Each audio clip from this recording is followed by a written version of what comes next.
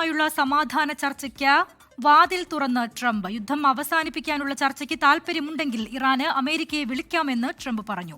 സംസാരിക്കണമെങ്കിൽ ഇറാന് നേരിട്ട് തന്നെ ഫോണിൽ വിളിക്കാം. ഫോക്സ് ന്യൂസിന് നൽകിയ അഭിമുഖത്തിലാണ് ട്രംപ് ഇക്കാര്യം അറിയിച്ചത്.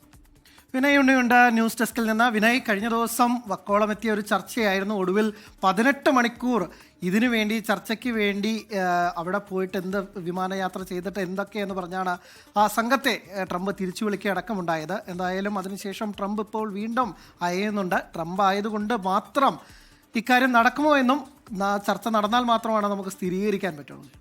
രസ്ന, അനിൽ, അല്പസമയം മുമ്പാണ് ഫോക്സ് ന്യൂസ് നൽകിയ അഭിമുഖത്തിൽ ട്രംപ് ഇക്കാര്യം അറിയിച്ചത്. അതായത് ഒരു സമാധാന ചർച്ചയ്ക്ക് തയ്യാറാണ്, ഇറാന് വേണമെങ്കിൽ തങ്ങളെ നേരിട്ട് വിളിക്കാം, അതിന് സുരക്ഷിതമായ ഒട്ടേറെ ഫോൺ ലൈനുകളുണ്ട്, ഇറാന് വേണമെങ്കിൽ തന്നെ നേരിട്ട് വിളിക്കാമെന്ന് ട്രംപ് എടുത്തു പറയുകയാണ്.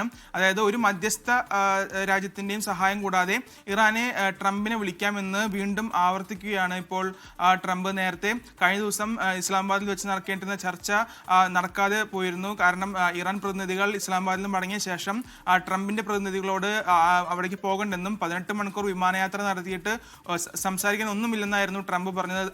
ആ സമയത്ത് തന്നെ ട്രംപ് പറഞ്ഞിരുന്നു തനിക്ക് തന്നെ നേരിട്ട് വിളിക്കണമെങ്കിൽ ഇറാനെ വിളിക്കാം എന്നുള്ള കാര്യം പറഞ്ഞിരുന്നു. ഇന്ന് വീണ്ടും അക്കാര്യം ട്രംപ് ആവർത്തിക്കുകയാണ്. അതേസമയം പാകിസ്ഥാനിൽ ഇറാൻ വിദേശകാര്യമന്ത്രി അബ്ബാസ് അരാക്ചി ഇന്ന് പാകിസ്ഥാനിൽ എത്തിയിട്ടുണ്ട്. ഇന്ന് ഒമാൻ സുൽത്താനുമായി നടത്തിയ ചർച്ചയ്ക്ക് ശേഷമാണ് അബ്ബാസ് അരാക്ചി പാകിസ്ഥാനിലെത്തി, ഇസ്ലാമാബാദിലെത്തി പാക് പ്രതിനിധികളുമായി സംസാരിച്ചത്. മാത്രമല്ല യൂറോപ്പിലെ വിവിധ നേതാക്കളുമായും അബ്ബാസ് അരാക്ചി സംസാരിക്കുന്നുണ്ട് എന്നുള്ള വിവരം ലഭിക്കുന്നുണ്ട്. അതേസമയം തന്നെ ട്രംപും UK പ്രധാനമന്ത്രി കെയർ സ്റ്റാമറും തമ്മിൽ ഇന്ന് ഫോണിലൂടെ സംസാരിച്ചിരുന്നു.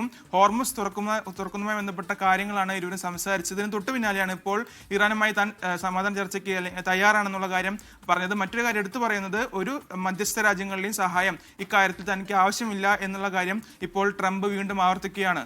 രസ്ന, അനിൽ.